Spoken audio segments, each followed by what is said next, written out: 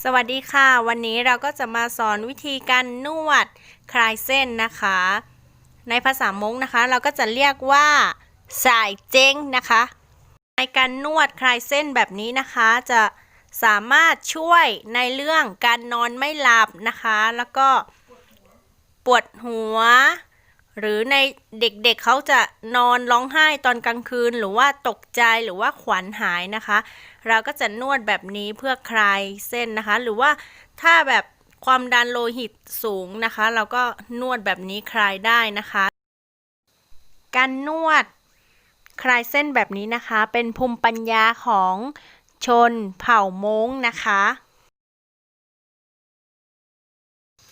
และนี่คืออีกวิธีหนึ่งในการคลายเส้นนะคะสำหรับคนที่เป็นความดันโลหิตสูงนะคะมันจะช่วยให้ความดันโลหิตดีขึ้นนะคะสำหรับในผู้ใหญ่นะคะที่มีอาการรู้สึกว่าจุกหายใจแล้วเจ็บหน้าอกนะคะเราก็สามารถทำแบบนี้ได้นะคะมันจะช่วยอาการปวดเมื่อยร่างกายหรือว่าอาการจุกหน้าอกหรือว่าเราไปทำงานเหนื่อยๆอ่อนล้าอ่อนเพลียนะคะเราก็สามารถทำแบบนี้สามารถแก้อาการอ่อนล้าอ่อนเพลียได้นะคะ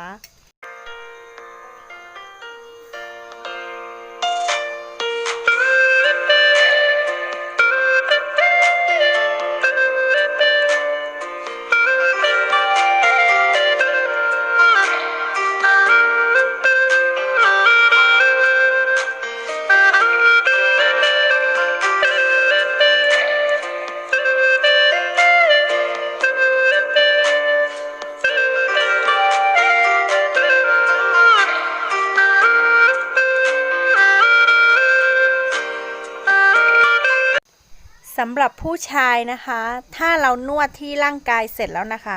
เราก็จะมานวดที่มือนะคะ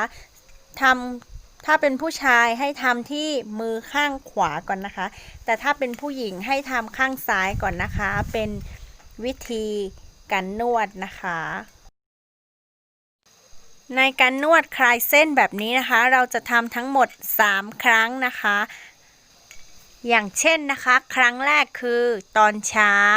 ครั้งที่2คือตอนบ่าย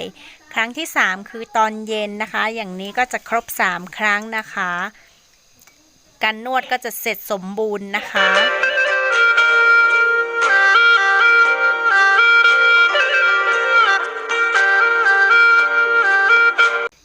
นี่ก็คือการนวดคลายเส้นสำหรับเด็กนะคะก็นวดเหมือนผู้ใหญ่เลยนะคะ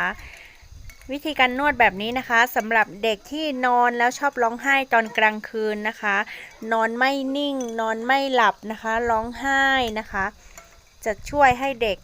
ผ่อนคลายแล้วก็ไม่ร้องไห้แล้วก็ไม่ขี้ตกใจนะคะ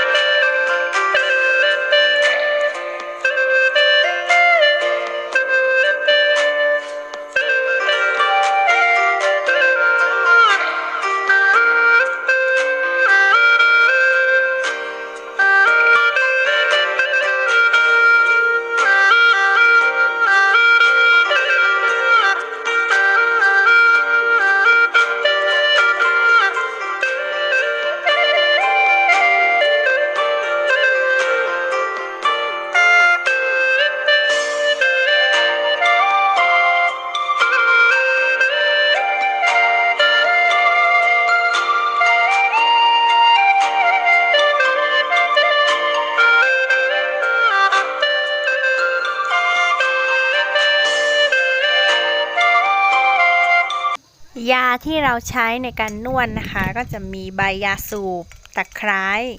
แล้วก็มีสมุนไพรอีกมากมายนะคะเราก็จะเอามาทุบๆแล้วก็ใส่น้ำแล้วก็เอาไปนวดนะคะจะดีแล้วก็หอมมากนะคะ